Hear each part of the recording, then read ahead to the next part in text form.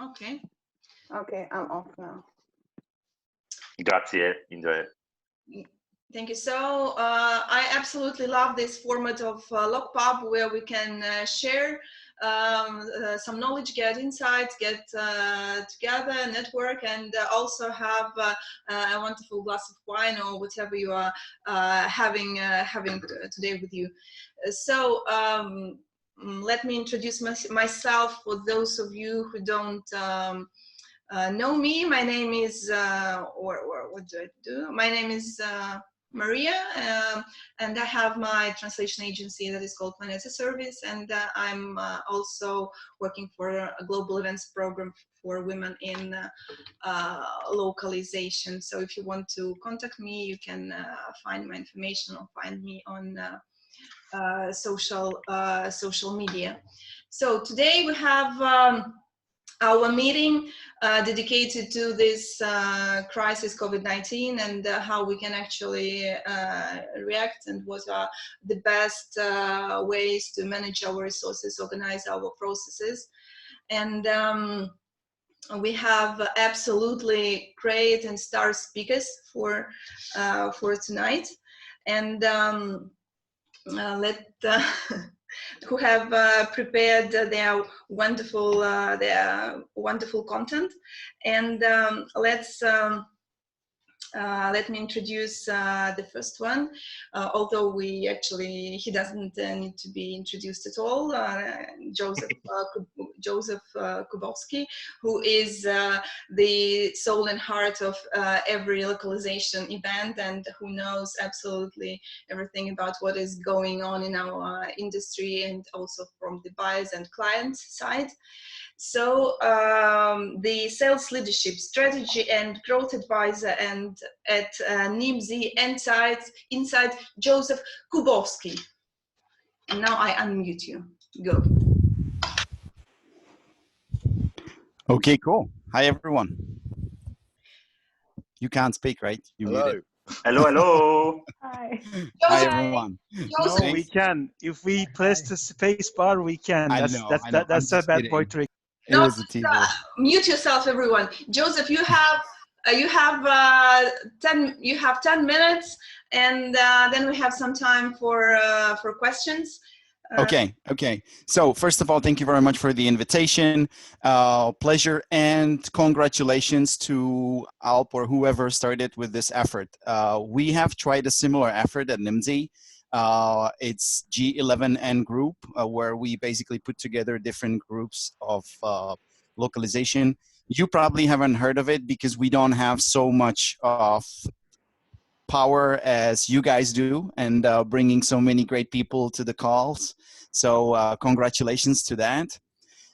Second, I see personally this situation as a crisis, not as a crisis, but as an opportunity. That's why I put the title here. Hello, everyone. My name is Josef Kubovský, and I'm sales and consultant at Nimdzi Insights. So first of all, I wanted to say, why do I why do I think I'm the right one to speak here? So I'll say a couple of words around that. Second, I wanted to focus on some particular business where we can see that there's a boom. We wanted to, or I was told that you were interested in hearing about reallocating of your resources. Couple of points I think I shared with some of you an email about planning your future. And because I've always worked remotely and I've been managing teams globally, I wanted to say a couple of words about managing teams remotely. When I showed this to my colleagues here, they said, this is for 5 hours, man. What are you going to share with them? So I will fly through this quickly, but anyone feel free to either ask questions later or come back to me anytime. I'm happy to give more details. So as Mariya already said, and you probably know it, but Nimdzi consults, we consult translation buyers. That's where we get the insights about what's going to happen in the future, what's the situation. And we're the first ones to consult with the localization departments that someone internally has decided that they're stopping all internal or external resources, or there's no budget that they're going to spend on translations or localization efforts, that they decided they are not investing anymore in going to new markets, to do verticals. And that's, you know, where we kind of get the first information. That's where we talk with our clients, with the translation company clients. We're having a lot of conversations about what are the opportunities, where this is going, and what can be done in this perspective. We also provide some competitive landscape analysis for the buyers today. We're helping them to identify which markets they may find an opportunity if they're in the group of those that are growing. We're not only doing that per vertical, but also by geographic reports. Who's pressing those buttons here for me? I'm not putting those green things in there. Anyway, second thing, once again, we're looking at RFPs that are available now, that are good to be approaching these days. We're helping people to implement new processes. And these are things I wanted to share a couple of words with you. But before that, let's look into which services are booming. Interpreting. We all know that on-site interpreting is not the best as it was before, right? So what's the substitution and how do people do it? I think, or how do clients do it? Public institutions, international organizations, and all of these are converting into RSI. I think this is definitely the right time to start looking at those platforms. There is a research you can find on the website. I think I even put the link here. So if you get the presentation later, you can find it there, about who are seeing the biggest boom from the tool providers. Where's this all heading to? What are the different platforms? Now, healthcare, they are definitely migrating to the on-site, from the on-site to remote services. Legal courts, of course, the courts are falling. At the same time, the law firms are implementing remote interpreting instead. So there is a great opportunity here, right? You don't have to be next door, which was in the past usually the case, that you would be working with someone translating for legal firms that are not too far away from you. This is not the case anymore. They're not only looking in their neighbors, but also into partners that are on a longer distance. Sign language interpreting, this is a critical one. This is where we have a great opportunity. We're not talking remote simultaneous interpreting, we're looking at virtual remote interpreting, of course. I think what we're all looking at today is an opportunity in interpreting, and that's the message that I wanted to share with you. I wanted to tell you, definitely look into these tools. Most of you probably are doing it, but I just wanted to confirm that this is definitely worth the investment, because that's where most of the public institutions, governments, and organizations like that are agreeing that this is the right investment to do. Now, I wanted to say a couple of words about which segments are growing, which are less, which are not so impacted, which really don't care. But before we do that, I think it's good to kind of think about what are we doing with the resources. So your project managers, if I put it back to the interpreting, who were coordinating the on-site interpreting, might be less busy today. And this is my first message to everyone. Now, more than ever, any other time, it's the best time to take care of your existing customers. Invest the time of your project managers, turn them into account managers, because these people have a good understanding of what do the people do, where do they go for vacation, whether they're working from home. Keep the relationship, build on the knowledge. The project manager has definitely the best relationship with your customer from whoever in your organization, so build on top of that. Support your clients at this difficult times. There is a couple of topics. I'll just pick one of them. So customer decided, okay, we're not buying this. We're not running this translation project because we were supposed to stop. At the same time, the vendor decided to extend the payment period so that instead of 30 to 90 days, and then they could get started with this project because they had anyway free resources right now as the translation company. So in that case, they converted the opportunity into a relationship building. So first, they help the client because the customer would be in 90 days from now would be under a lot of pressure because we know that the localization or translation is only at the last stage. So they help the customer to get it done with having the ability not to go against the internal agreement that they're not investing externally, right? So if you are there, if you're supporting your customer, if you have the relationship, you find ways, you find opportunities for today, but you're definitely building opportunities for future. Another thing that you can do today with these guys is look into competitive analysis, understanding what the market is about, what are the other customers in similar situations are doing. You can also be looking at marketing plans, changing and adapting your messaging, right? And one thing that I've decided to do immediately after the COVID started, I said, hey, we're here to help you, right? Talk to us about it. Now you may find so many customer feedbacks that everyone's saying, oh, don't send me that message anymore. People love me so much. Everyone's trying to help me in this crisis, right? Using this as a sales method, that doesn't work anymore. We need to find a new strategy. Happy to discuss those with you again. So quick run through which verticals are growing, which are falling. I think it's obvious. One single message I want to share with you here. If your customers are in all of these verticals, focus your account management on those that are decreasing, build new sales or build new strategies with those that are increasing instead, right? So keep the relationship with the decrease, help, and identify new opportunities in those that are increasing. So don't give up on anyone. Just find a different methodology, find a different strategy with those guys. Okay. This is an important thing. If you want to take one thing away from my presentation, this is the most important one.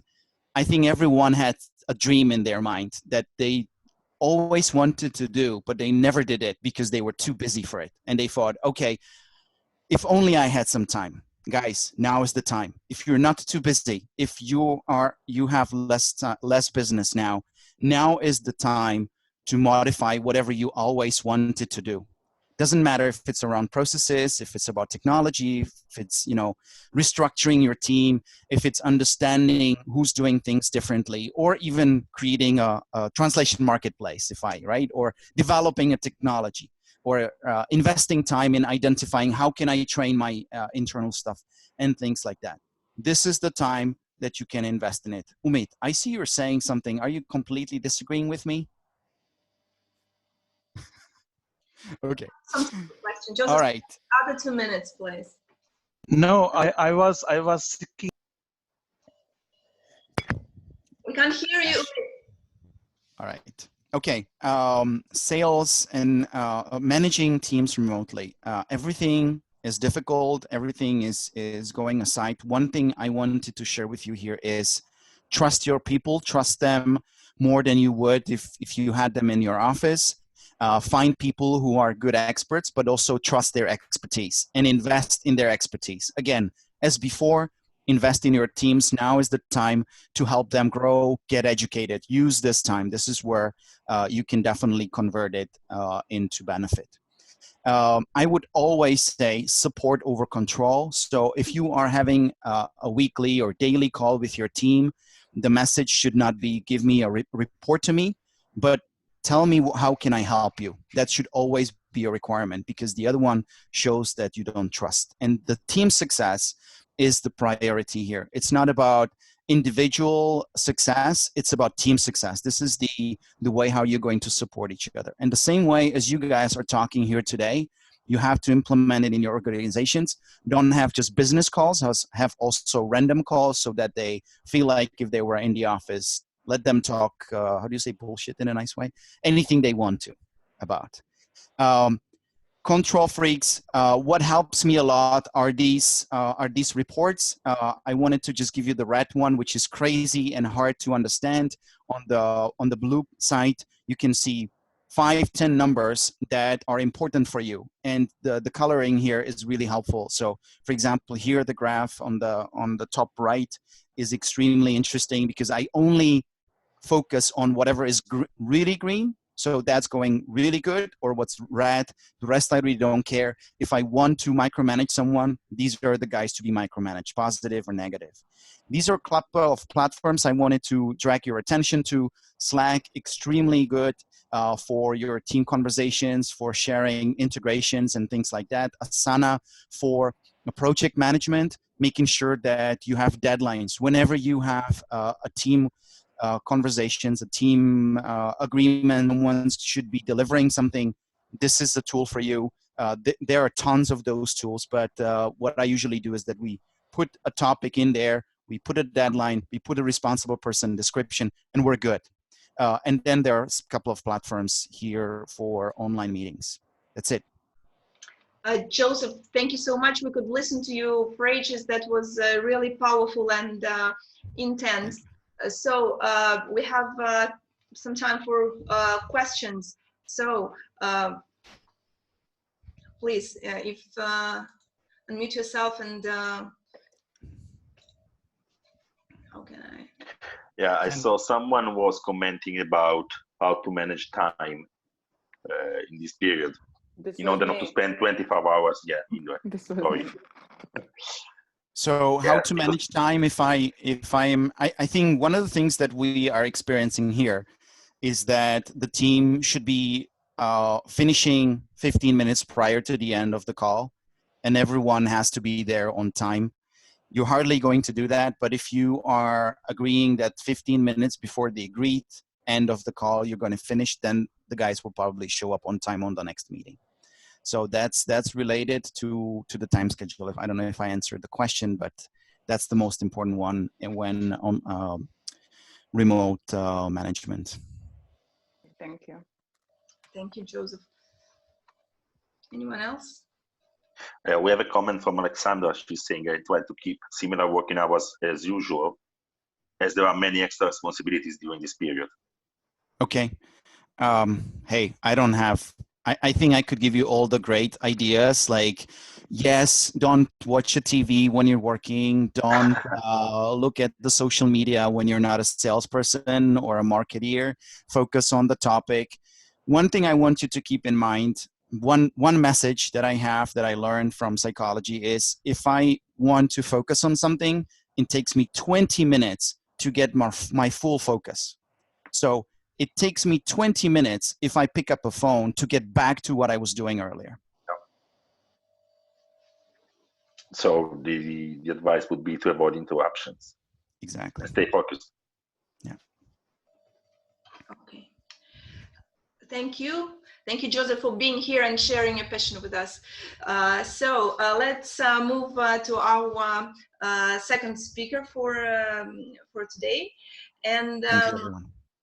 Absolutely a legend. When I read the introduction, I was just absolutely shocked. It's like Richard Brooks, who is 25 years in our industry, who is running his company K International, who is currently the treasurer for the European Language Industry Association, and outside of the industry, active investor in several technologies and green startups. And I'm absolutely sure we're going to hear something really interesting and insightful. Richard, go.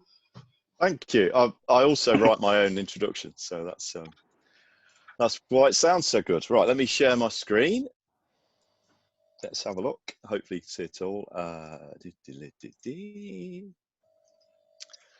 That's a tough act to follow as well. That was a great presentation. I couldn't think of an intelligent question, so I didn't ask one.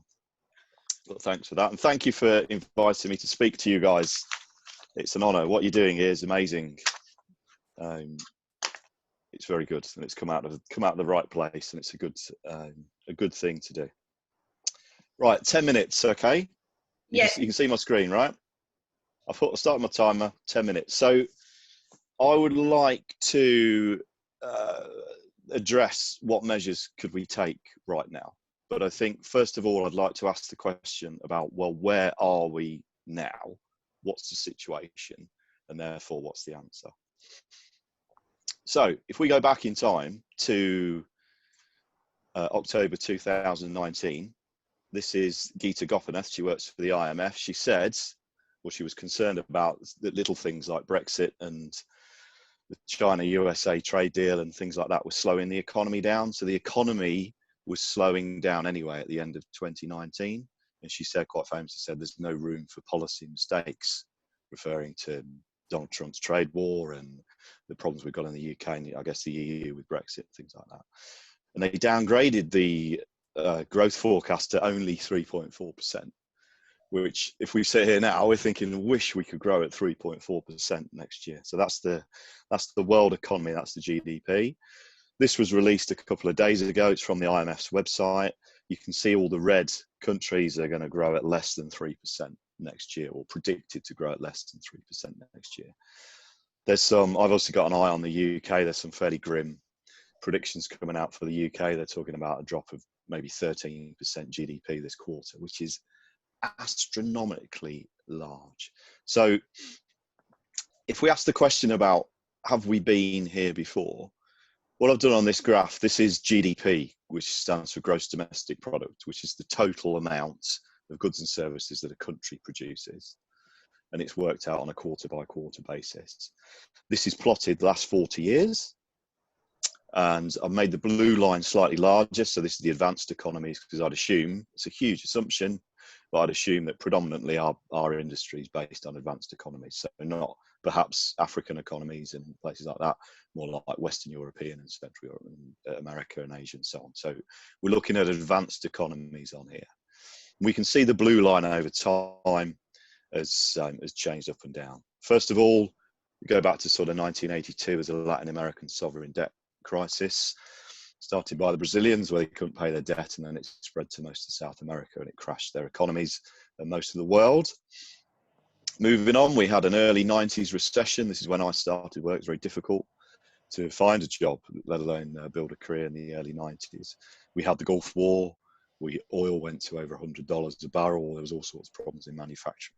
Lots of economies transitioned as well. The UK economy transitioned from a manufacturing-based economy to a service-based economy around this time. Caused a lot of trouble economically. Then we move on. Obviously, 9/11 was a huge shock to world economy. And then we had the great financial crisis, which you'll remember. If you've not seen the film The Big Short, then that can be your homework this weekend. Go and watch The Big Short. That will show you all about how that happened and the stories behind that and the problems that we didn't learn about. This period here has been funded, I would suggest, by historically low interest rates. So central banks set a thing called the interest rate, which is the price of money. So if you think about money has a value and a price, and you can buy money from tomorrow, bring it back to today, well, that will have a percentage cost to it. So this has been, we've had interest rates of virtually zero, climbing up to about here. This dip here was caused because central banks tried to put interest rates up. So the economy was very weak anyway. And then obviously we've got this COVID-19 predicted dip here. The IMF, which is the IMF, but fine, the IMF is predicting a huge drop in developed economies. So on average, okay, we'll talk about averages, but on average, we're going over 6, maybe 6.5%. Good news is they're still talking about this V-shaped recovery. So you'll hear economists talk about a V-shaped recovery or a U-shaped recovery. Well, it'll take longer, or God forbid, an L-shaped recovery. We could debate that if you wanted. I don't think it'll be this fast, but you get different economists who give you different opinions. So what is being done? This is Jay Powell. He's in charge of the Federal Reserve. They're the guys that are in charge of the money in America. They've lowered interest rates to zero. The ECB, the European central banks, lowered their interest rates to zero. The UK has. Japan did 30 years ago, and so on. So most central banks have lowered their interest rate, the cost of capital, to zero. And they do that because they can then start printing money. They can do this thing called quantitative easing, which is another word for printing money. They're currently printing over $100 billion a week, which is an astronomical amount of money. When you go back to 2008, they were doing $70 billion a month, which again was astronomical. It was hard to understand. Now it's over $100 billion a week. You can see the extent of what's happening. So I've listed them all out, read them at your leisure, but sort of two key things. EU's printing 3.2 trillion euros. And then down the bottom here, the US is printing $4.5 trillion on the first round. So these are enormous amounts of money. Japan as well, I think the Japan figure was something like 13% of GDP, which they're creating out of thin air. So then there's a question of, well, how long will it last? Will we get this V-shaped recovery that's being predicted or not? I found this on Twitter yesterday, and I would suggest that we're here. Donald Trump was presenting last night about it's working. We're going to have a 3-step program to get the economy back to normal. The stock market's up today and everything's fine, right? So, well, I guess, roughly speaking, we've got 2 scenarios in front of us. One, we keep the measures in place and we flatten the curve. Second one, we all go back to work and it picks up again. I think if it goes back to work and our politicians stand in front of us and say 1,000 people died today, 2,000 people died today, that will become politically unacceptable. We'll probably all self-isolate anyway. So this scenario, I would suggest, is perhaps more damaging for the economy. So watch what the politicians are doing next couple of weeks. The UK has been locked down for another 3 weeks, starting yesterday. So we've got at least another 3 weeks of this. I'd suspect we've got another 3 months, but we'll see. So it's stiff drink time, guys. All right, it's going to get tough. What is going to happen is a financial crisis that's worse than 2008. So we need to prepare for that. Central banks are going to print money, which destroys your pension and any savings that you had. And we've not seen anything this bad. This is worse than World War II from an economic perspective. And I think we're going to have Japan-style stagnation for the next God knows how long. So if you want to read about how economies perform in this environment, you can read about the Japanese economy the last 30 years. And let's have a drink to that. Right, so what can we do about it? Right, fuck it, we're entrepreneurs, we're going to survive, right? So first of all, best piece of advice I've ever been given, and I would pass on to you, is to work out intimately and get to know it, what will kill your business. Ultimately, it will be cash flow or lack of, but there'll be things that lead you to this lack of cash flow. This is a tool I use. Here, you can list the probability of a particular thing happening. Along the bottom, you can list the impact of a thing happening. So probability, can't blame a tax bill last month. Impact, well, enormous. And then we can plot it on our risk register. And obviously the red stuff here is what we focus on first. Don't waste your time down here. Think about what's likely to happen and the impact thereof. We need to communicate clearly to our teams. Our governments have been terrible. I know about everybody's government, but my government, the UK government, has been terrible at this topic. They have a press conference every day and they give us a load of bullshit about pretended science that, you know, treat us like idiots. So we need to, as leaders, we need to communicate clearly to our teams and tell them in no uncertain terms what's happening. We need to be leaders. Also, I've seen in my team and spoken to a few of my colleagues in other companies, but we've seen that leaders have emerged from the team where perhaps we've sidestepped people before. But watch how your team performs, because this is a great crucible for developing leadership and developing people. So we may get some new management teams out of this, may get the next generation of us lot, you know. So watch your team, see how they develop. We talked earlier about managing your time. This is the Eisenhower Matrix. It's a tool that you could use. If you list on here what's not important, what's urgent, what's not urgent, put the tasks on here somewhere. The stuff that's important and urgent, do it now. The rest you can bin it, really. But you know, if something's not important and not urgent, don't do it. Something's not important and urgent, get someone else to do it. Something's not urgent, schedule it. All right, that's fairly straightforward. What I've found is I can look at the times of day where I'm more productive. If it's quite an analytical task, I'm very productive at very early in the morning. I'm very good at writing things and being creative early in the morning, and I can make use of that. It's good at home. The kids are in bed till 9 o'clock, you know, so I can leave them in bed. I can come in my little garage and I can work while they're not here. So you may find that, you may not. Echoing what Joseph said here, it's important that you retain your key customers. You can go after chasing new things and new shiny objects, but I think what's going to keep us through this is the retention of key customers. I would make this statement that the ability to keep major customers makes a difference to your company's ability to survive a recession. This is a model we use in account management where we can list out that and can help us to appreciate what are key customers and who are not. So if something's attractive to you and you have relative strength with that customer, then we can be in this box and they could be strategic. A little advert, I'm doing a 90-minute webinar for the wonderful Ilya on the 29th of April. And if you want to come, send me an email. And look after your team.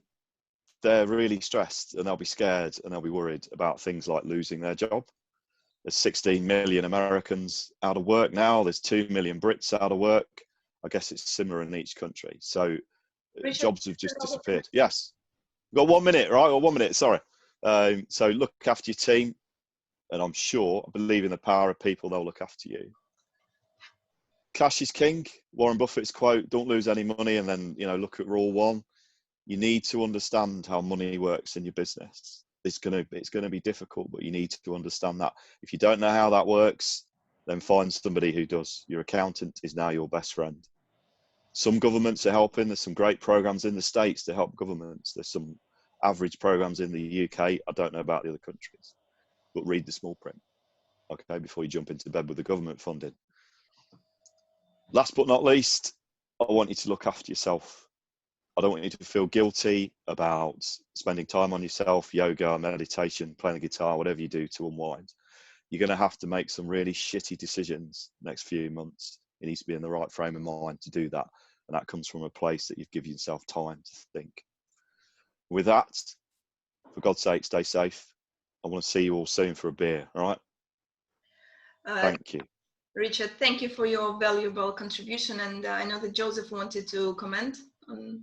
Yes, Joseph? Yeah, no, I wanted to say fantastic presentation. Someone who's got the data finally. Thank you. Very good. Can you go back from the IMF? Can you go back to the Eisenhower match for me, please? Yeah, sure, man. I just want to comment here that it exactly makes sense, and both of us basically mentioned this part, right?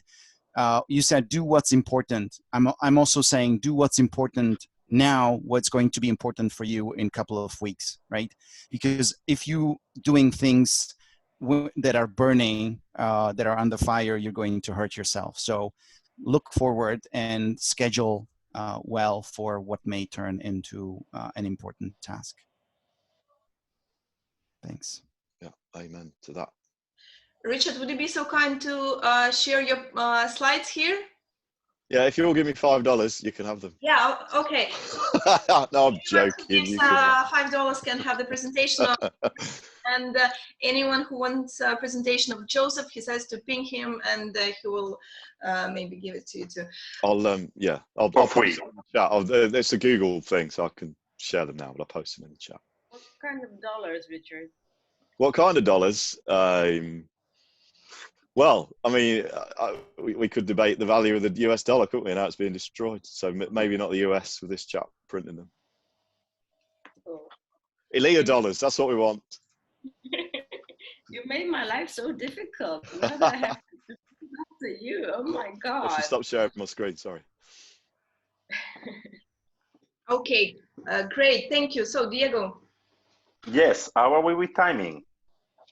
Are we good with timing? Yes. More or less, yeah. More or less. Okay. So next speaker is Alina Biersen. She sent me a very long bio, but she's the owner of AB Translations, AB Language Solutions, sorry.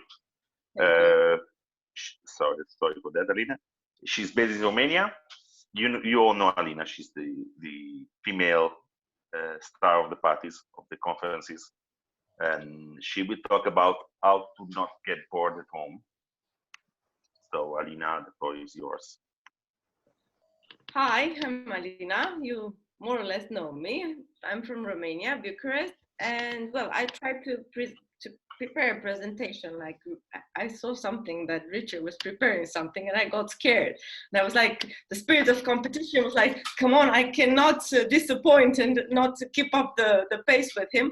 But I tried. I'm not so specialized as he is. He also graduated marketing besides financials for non-financial managers and everything.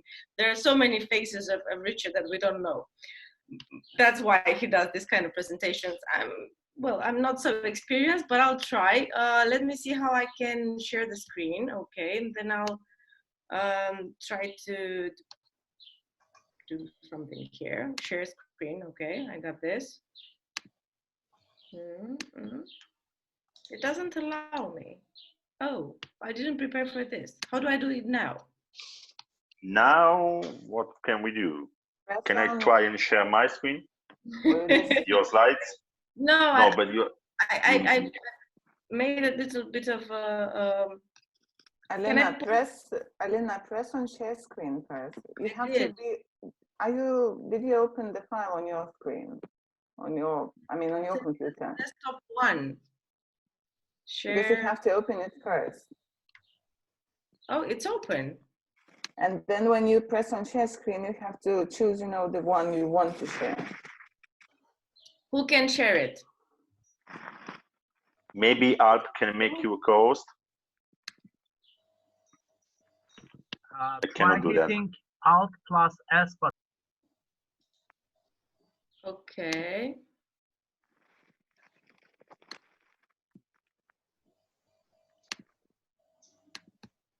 Let me see. Are they so good, that you cannot even share them? I can send. Is it like that? So, let me see. Is it working?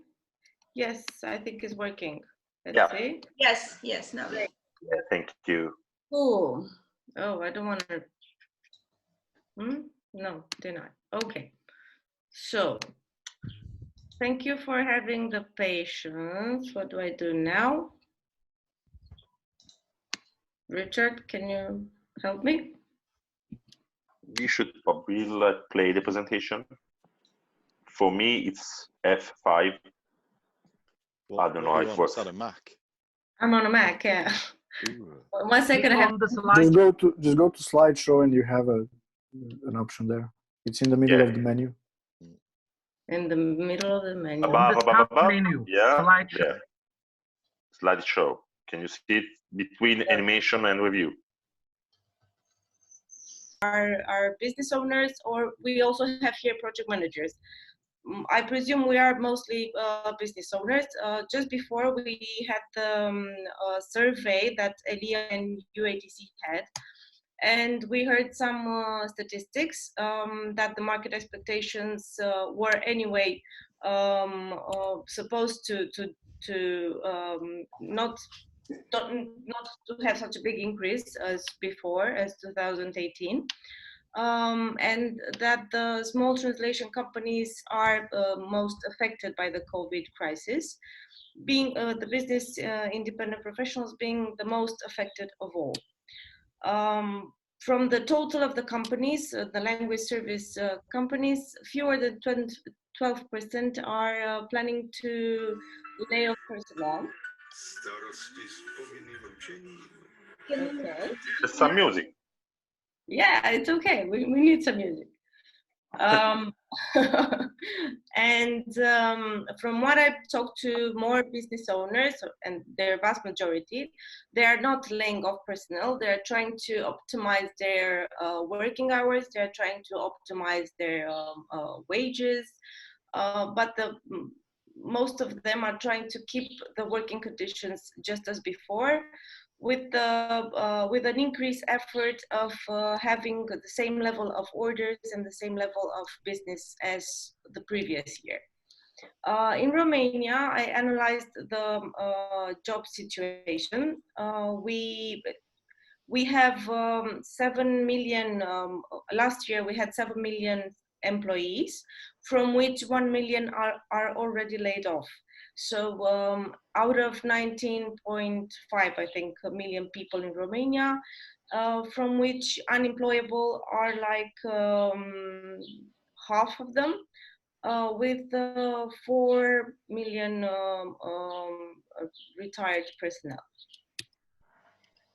And what do we do with the free time that we are supposed to have if the orders drop? So if we presume that the orders are dropping, it is not necessarily that this happens to all the language companies. And the main core activities that can be done with the people that are having theoretically more time, they can learn new things like new technologies, like new approaches, like new marketing techniques, how to better some sales techniques, how to collaborate better in a team. They can also feed the company culture with their own knowledge, like having cross sessions to teach each other things that one team knows better than the other, or one team player knows better than other team players. And you can have trainings, like inside trainings between team players, so that they also get to know each other better, to see how they collaborate better, how they establish better lines of communication between them, even if they're remote and they were not used to work so much remotely as they are now. Maybe they were, if the company was more remote than before COVID, than afterwards. And you can also direct them and train them, increase their know-how and knowledge by developing new approaches in different areas of their PM functions, because we were referring to project management. As a psychological approach to this whole situation, from everything that I heard and I tried to study, I found 4 main points to identify your source of resilience. Each of us can rely first of all on themselves, because you need to self-educate yourself to be able to surpass this period better. And well, you are that resource that you can control best. You can challenge your beliefs in order to enlarge your horizon, not to limit it. You can be as proactive as possible and turn your knowledge into a training resource for the rest of your team, and activate all your resources of power, all those people that having a constant contact with them by telephone, by visuals, by email, but however, you can feed your optimism, your energy, your strength, and you can also feed theirs, because generosity evokes a response, and generally it evokes a positive response. And if you can choose anything, as we can all saw it written somewhere, choose to be good and do good. And in order to understand the bigger picture, what I do with my team and what I talk to other people that are managing their own teams, I do, and also they have regular face-to-face calls with both the whole team or one-to-one meetings, where we are all human, vulnerable, because I think this is the way you can be a leader, by being empathic and understanding with each other, with everybody. You have to keep yourself available and to always focus, like Josef was telling before. Even though you're losing those 20 minutes to regain your focus, you also need to be available for your team, so that they have that cushion of safety, and that they can feel that they are somehow safeguarded. We all need to recognize our emotions and to admit our own, and to confirm our assumptions regarding to the team members' emotions, and take into consideration the personal factors and integrate them in the bigger picture, because everybody has a different situation at home, with the family, without the family, however that means. Am I surpassing the time, Diego? No? Okay. Not yet, no. Not yet, okay. I think this couple of minutes. A couple of minutes, perfect, it's enough. I think this moment when theoretically we have more time, I personally don't have more time. I don't know how, but I'm always busy, and I like it this way. I wouldn't want it any other way. But now we have to focus on our culture, on our company culture, and to make our team members healthier and stronger, and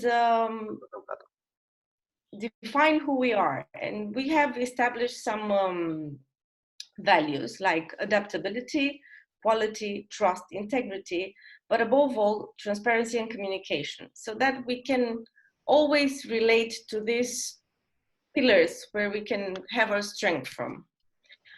And well, I have a nice video. I hope it's going to work. I see it disappeared. Let's see what happened to it. What would you become? What would you like to become? And no, it's not working. Can I please allow I never managed to make video works when presentation. Never. I did. It's more complicated, so I don't know if it will work. Sorry? There's a lot of setup for the video to work, and especially if it has sound. Yes. So it's kind of a. If it's from Alina, YouTube, play it on YouTube. If it's on YouTube, maybe you can share it. It's on YouTube. It's on YouTube. Yeah, so play it on, but not sure if we will hear it from YouTube as well, but we can try. Yeah, let me see. Oscar speech. Is it long? No, it was 1 minute. I think the host can do it. The host can stream a video with original audio. But it was the host. Okay, let me see if I find it. Why are you laughing? No, it works. Was not this one.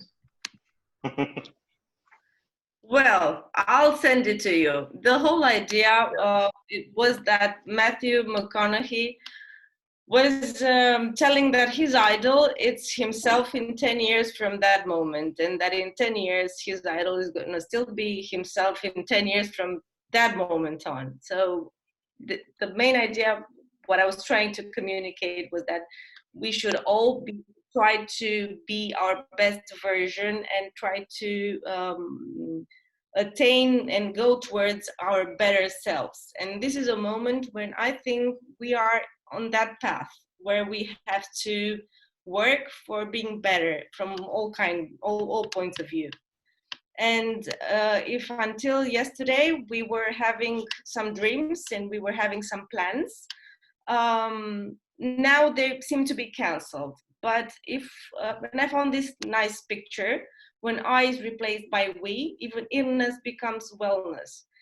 And I do believe that if together we have a common effort and we respect some principles and we respect each other in a team, in a industry, wherever, the world can be a better place and we can help each other grow, because there is growth space everywhere to become better. So that was my presentation. Thank you. Thank you very much, Alina. Sorry for the technicalities that I didn't, well, it's my first presentation online. Let's hope to have more presentations and keep each other in touch. Yeah, can you also share it? Yeah, I do. Let me stop sharing the screen first. Yes. Thank you very much. Do we have any questions maybe for Alina? Can I add one comment only? Yeah, sure. Just thank you, Alina. Everything was very nice, and I do agree with you. Actually, you know, that we try to learn some new things. But I also would like to mention, you know, don't forget, you know, how good person you were. Not only Alina, all of us, how good we were, you know, before, and trying not to forget, you know, your honest and everything you did in the past. So just, you know, stay positive. Negativity is away. We will survive, and everything will be okay. Definitely. Did I send this kind of message? No. I just wanted to add to your message what you said. Okay. Your presentation was perfect. Thank you. Yeah, I was trying to express positivity, no negativity whatsoever. No, because I heard, you know, in some webinars and everywhere, I mean, you know, what I have attended before, you know, I feel some negativity, like, you know, oh, what we will do now, I'm bored now, you know, fuck everyone, and so on and so on. So, you know, just put it away, try to learn new things, but don't forget, you know, the person you were before as well. So that's sorry, I also have a question. It is to Alina as well to all the previous speakers. Maybe they would like to join. The question is the following. So logically, it should take some time for us, everybody, and for our teams to get used to these new conditions. How long does it usually go? How long does it usually take to get acquired to new conditions? What to expect? How long will it take us to get acquired and to return to the normal productivity? Thank you. Acquired. Can you repeat that? Acquired. Yes. How long will it take to return to the normal standard productivity in these conditions? I believe my productivity is improving, to be totally honest. I think, that depends on every individual country and the company. Mm-hmm. No, I mean, working at home, working remotely in four walls, not communicating with people, but communicating only remotely in this new mode. Yeah, Obviously, but that's not forever. I mean, you just have to adapt it into your mind, that's not forever. You just, yes, have to just be there, and that's it. Stay strong. Come on, you can do it. Yes. If There you was about another my company, our productivity is 30% more high at home. But anyway, I see that the team is a bit uneasy because it's something that they have never experienced before. So the question is, how long will it take them to acquire these new conditions? 20 minutes. I guess, I don't think it's serious. I mean, scientifically. I guess it's up to a couple of months. About. I heard that it takes 30 days to abandon bad habits. 21. Yeah, I'm wondering if it's the same to get new ones. I don't know. I guess it depends on on how you treat it. Yes, whether it's so bad to be at home or not. I heard that it takes 6 months to change the light bulb, with the light switching bulb in the room. So it depends on. That's if you ask your husband to do it. Okay. No, yes, women adapt much quicker. I know that. Thank you, Nenad. I also prepared some Slido inquiries. I'll have to look for them, and then I'll send it to you by messenger, so that I can give the floor to Alexandra. Yes, I would have Alexandra talk. So next speaker is Alexandra. Can you introduce yourself briefly? Okay, so hello everyone. So I'm very happy to be here, a part of this great positive community.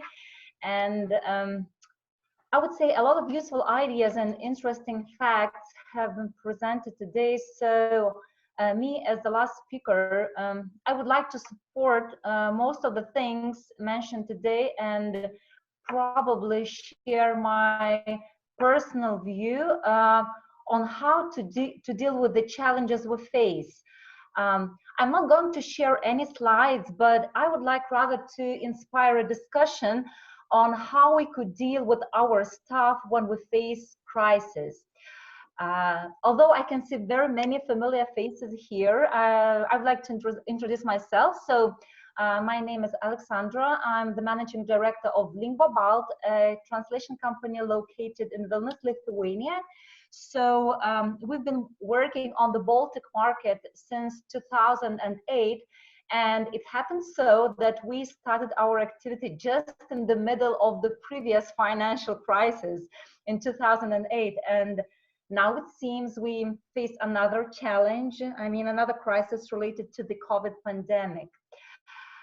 So today, maybe I'm going to share my view on how we should deal with our staff time, and I just would like to welcome your ideas, your opinion, and your view on how you see the situation.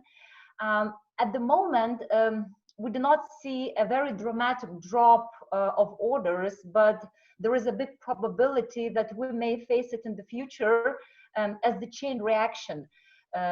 So in this case, I think we need to think ahead how to deal with the staff time if they have more free time. And here I'm speaking probably more about project managers. So today I'm going to share some thoughts on this, on how I see it, and I would like to hear your opinion and ideas as well. So, because I think it's very valuable to share our opinion and our views. Probably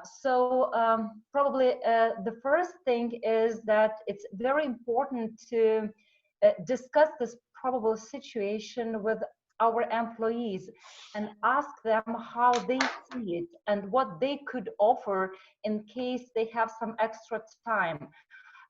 Again, maybe this discussion would give them a chance to try to do something different than before.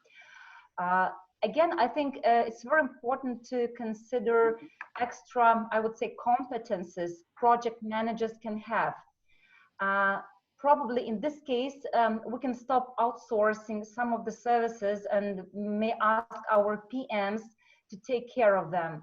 Let's say if you have project managers with a strong linguistic background, maybe they could switch to doing some linguistic tasks as probably translation or editing or post-editing during this crisis period. Let's say if some of them have experience in DTP, in my point of view, they could do DTP tasks. Let's say if they have very good analytical skills, we may ask them to review and compare new tools or systems, probably which we can use in the future in our business. Let's say this is what probably we're planning to do as well, because we are planning to implement install a new translation management system. So now I have a project manager who has very good analytical skills, and in case she has some extra free time, I'm going to give her a task to maybe to make the analysis of some translation management system, and maybe to give her view how she see what she thinks what would be the best choice for us. And what is more important that I think project managers can help salespeople to do their job. I think I will be talking about what Joseph mentioned before, and now I think that it's very important, like for our clients, to show our empathy and care.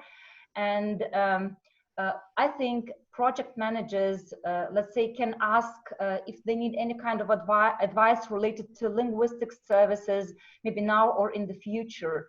Or maybe project managers can stay in contact with our clients, and they can highlight, let's say, any temporary offerings the company is promoting. Let's say they can maybe inform the clients about extension of payment deadlines or additional discounts, or let's say free delivery of certified translations if you do provide certified translations. Also, I think they need to give some actionable information that will be useful to customers right now. Let's say they can help salespeople to inform the clients about new business hours, maybe new policies, new ways of communication, and other things. So the most important thing, I think, these days would be to show care and attention to customers, because that will help to grow loyalty of the customers in the future. And customers, what we have noticed is that customers really appreciate when you give them a call, when you send them a short message, or just when you ask them how they are doing and what can you do maybe to help them to go through this period. Me personally, I see this period as a time for great opportunities to find more about, let's say, the skills and competences of the staff we work with, of the people we work with.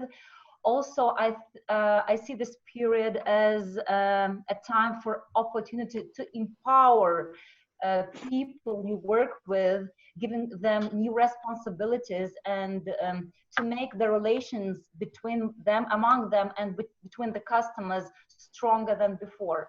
So this is how I see it, and it would be interesting for me to know if you have more ideas related to this topic, and if you could share what you think about this.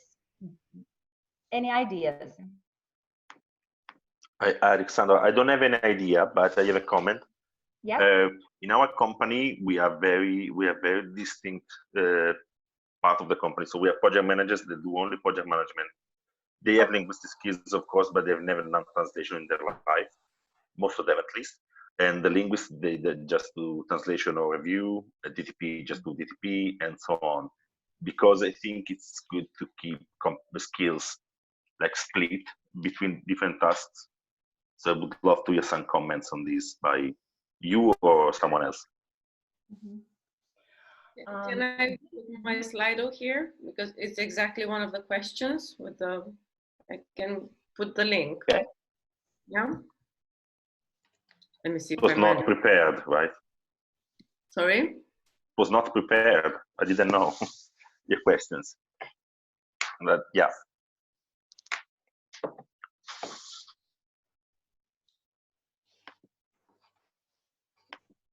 Where are you going to put the link?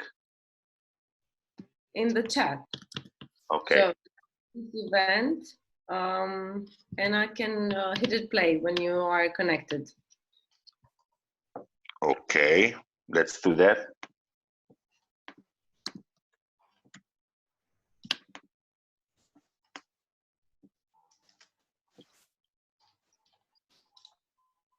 Want me to share the screen? Yes, please. With the results. Yeah. Yeah, and we have it here. Oh, that's interesting. Yeah, I was thinking the same. Let's see how it works. We're discovering together. Thank you. Mm-hmm.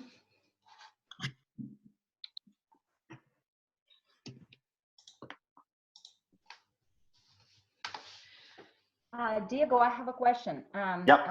You mentioned just the project managers in your company. Do they think they could help salespeople, you know, in their tasks? Don't you think it would be much efficient if they would join sales team? That's a good question. The fact is that we don't have a sales team, so it's just me actually. Okay, just you. Okay, maybe just you could give some, let's say, some tasks to project managers to contact clients to find out, let's say, if they if they need something, or just to say that just you're thinking about them, just you want to know how they're doing, and if you can support them in any way. Alessandra, this is Joseph. Can I respond to this? Yeah, sure. Okay, so I think it is extremely important for you to identify this through the project manager, right? It's a completely different profile of a personality that you will want to go and actively approach to customers. Most of them, and as we said in the earlier presentations, as you confirmed, are kind of account managers, right? So they are okay with talking to people.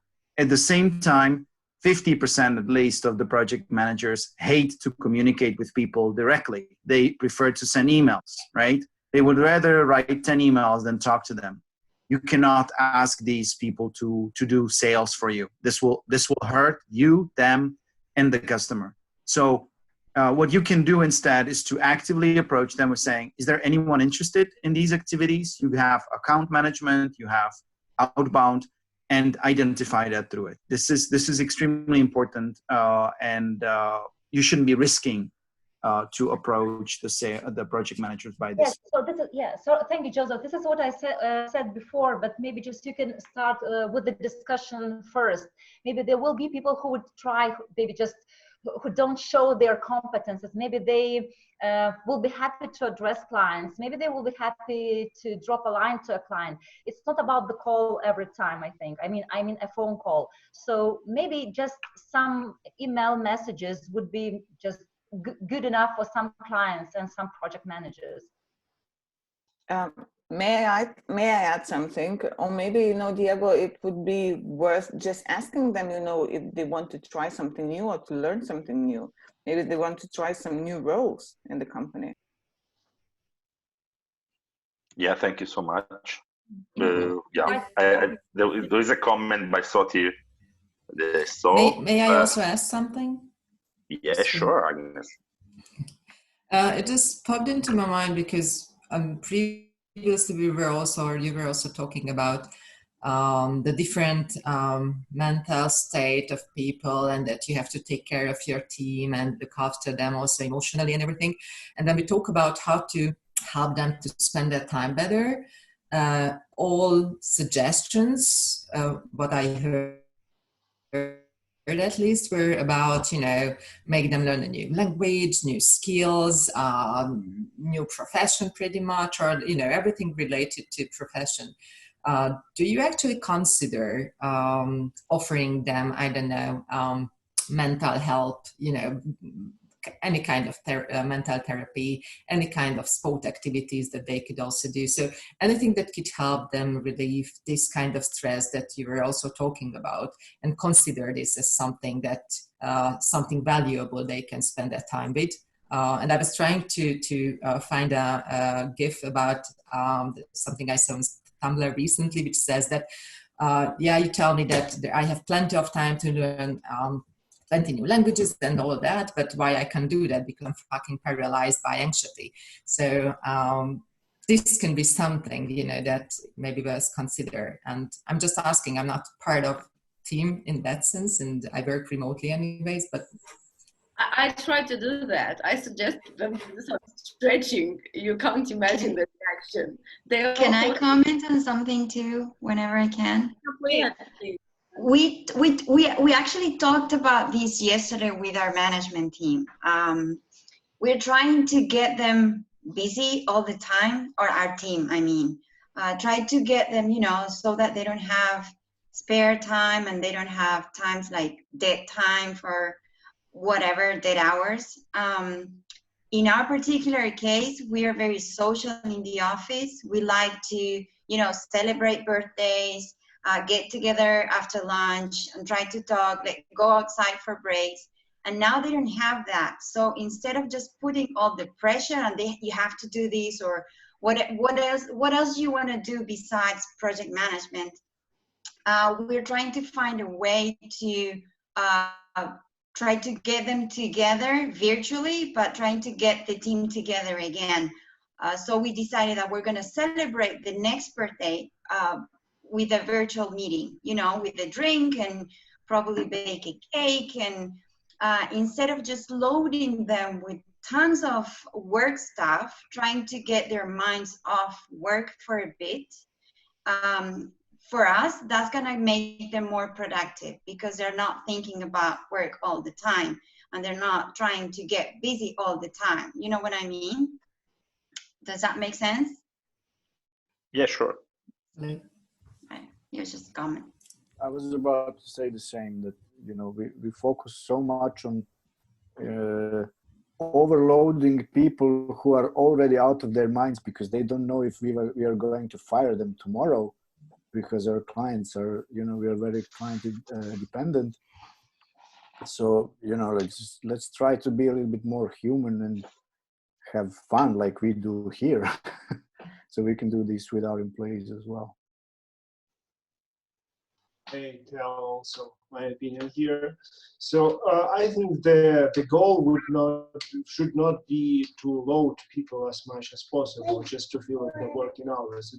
If it's so like in the army they are doing, just give you some nonsense jobs just to keep you busy. But your team is not soldiers just to keep them occupied for whatever purpose. But the important role here is you as a leader, I mean, as a company owner or CEO, that you should think about something that you never had time to do when it was more busy. Most of us do not have time to do everything. Now you have time, and if it's something that you can do something on the system level and the processes that would obviously involve your managers to train those processes that you never implemented but now have time to implement, it already would take some time. I think it's on the side of processes is much better than just giving something to fill the time for the sake of feeling them busy. Sorry, can I add also? Sure. Hi. So we are discussing about the stress, and I'm working at Avatar translation company. So we have a big team. And 2 days ago, we had a really nice experience with secret friend. So everyone decided to buy a food for someone, to order food for someone. So it was just a secret friend, and no one known who was it. Yes. Nice. So this was a surprise for everyone, and it helped us to cope with stress. So yeah. Yeah, so this is what I wanted to add to Alina's presentation. Don't forget, who you were before, the things you did before. Like, you were communicating with your friends, like you were asking, how are you doing? Yes, we have to learn some new things, but, you have to be you. Of course. Yeah. I live in the country, so nobody would bring me food, I guess. But it's a nice idea. Yeah, it was no, I'm on a mission, Diego, for next week for you. So like delivery to Diego is like 500 euros or something. Yes. We also call a similar, just a similar game. Ekaterina mentioned a secret angel. Let's say this game is played, before Christmas. The team has an angel, and you don't know who this secret angel is, but this secret angel, shall take care of you during a certain period of time. But that person who is being who gets the care, shall not, how to say, understand who takes care of them. So this is just, I think, a similar game maybe could be applied now these days, during the current time. So just a kind of secret angel, which gives you, some signs of care and just good feeling and positive feeling. So that could help as well. But what I can say that, let's say when we speak about project managers, I talked with project managers from our team, and they told me that they feel tension, a kind of tension when they don't get enough work. I think when they don't get enough orders and they start feeling, just that maybe I wouldn't say that they would be fired, but when they don't have work, just they feel a bit nervous about this.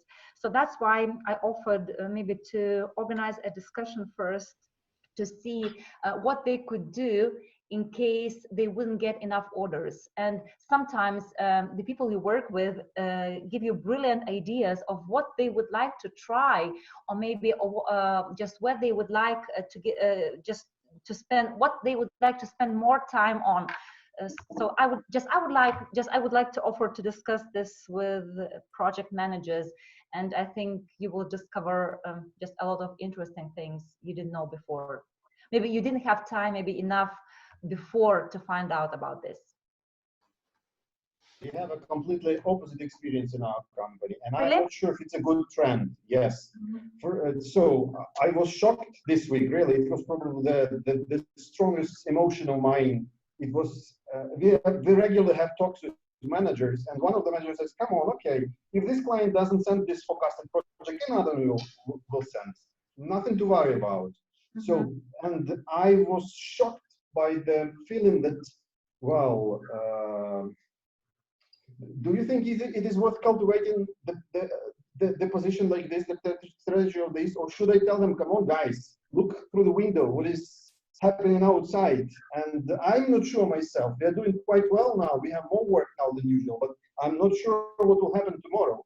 So what is the good strategy? To frighten them, or to say, sun is shining? The reality is just tell them what's on your mind. I think transparency. We are still somewhere in between, right? So we don't know. There's like a huge amount of uncertainty. Alexander, but this could happen, you know, even without COVID. I mean, you Yeah, don't exactly. need COVID for that. Yes, but I mean, don't still, take this as a reason. sure, of course, everything, sun is shining, Indra, I agree, but still, And still, you know, the customer can choose, you know, the other provider. And you don't need COVID for that. No, by all means. But if we are doing well and if the project is forecasted, most likely it will go to us. Now, even if we are doing not that, even we are doing the best ever, I don't know, project, genius project we ever did in our life, things can change and the project will be put on hold. And that's the reality. Should I convince my managers, come on, guys, I'm not sure myself what will happen tomorrow. This is what I actually try to grant to them. You know, just may I jump in here? What I'm telling to my managers, just I guess we have similar situations since our niche is very similar. We're also doing quite good. In March we had the biggest sale ever. Okay, but I'm telling them, okay, guys, it might be over. Just take all the projects that you may put your hands on, because we need a kind of rise just to get ready for the fall.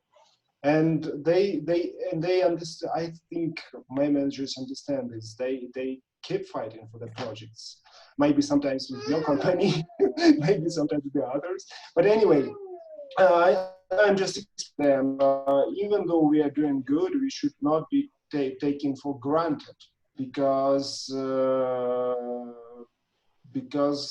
we see the trends, we see how it might happen. I remember 2008, it was like 25% drop at that time, and if it's more serious, then it was 12 years ago, that the drop can be bigger. So we should not take it so easily. That's what I'm telling to my managers. From what Richard showed, the drop is much bigger now than in 2008. Yeah, it all depends. I mean, if in different companies it could be different, but obviously the general trend is that there would be something. Again, if I may add, sorry, for talking that much, but for those who were not last time, we were having a chat with Jessica, and she said, the less client want now is, to be persuaded to buy. So just stay honest and care about your client, and they will come to you. You don't need to persuade them to buy. I don't agree, because of course you don't need to sell actively right now, but you need to persuade. And the approach you take every time, then you get then your client come to you and ask for quote. The approach, it's a king right now. If you show that you are excited about this project, if you care, if you really want to, you will get it. Yes, and that's what I said last week. I don't think our project managers were used to say, I'm available, and they get the job. Now you need to put some more efforts. And for example, in my company, we are 27 years in business. So we went through several crises already, and people